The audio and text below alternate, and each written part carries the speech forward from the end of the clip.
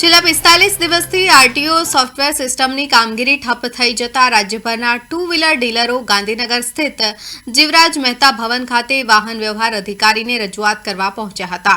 ડીલરોના જણાવ્યા મુજબ લાંબા સમયથી નવી જૂની ગાડીઓ ટ્રકે કે ટુ વ્હીલરના ડોક્યુમેન્ટમાં નામ ટ્રાન્સફરની કામગીરી અટકેલી છે।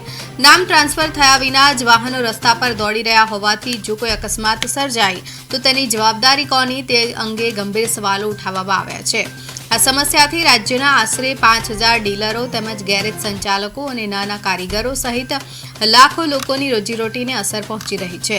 ડીલર એસોસિએશને માંગ કરી છે કે ઓનલાઈન સિસ્ટમ પૂર્વવત ન થાય ત્યાં સુધી પહેલાની જેમ મેન્યુઅલ પદ્ધતિથી નામ ટ્રાન્સફર કરવાની પ્રક્રિયા શરૂ કરવામાં આવે। જે જૂની પદ્ધતિ હતી મેન્યુઅલી નામ ટ્રાન્સફર થતું હતું તે પાછું સક્રિય કરાવવા માટે અમે અહીંયા આવેલા છીએ। બધા કેટલા લોકોને અસર થાય મુદ્દો છે? આ અસર થાય મુદ્દો છે 5000 થી પણ વધારે ડીલર છે અને એની સાથે જોડાયેલા નાના મોટા વેપારી, કલર વાળા, પાર્ટ્સ વાળા, ગેરેજ વાળા, નાના લેબર, આ લાખોનો એક રોજીરોટીનો એક સવાલ આવીને ઉભો રહી ગયો છે।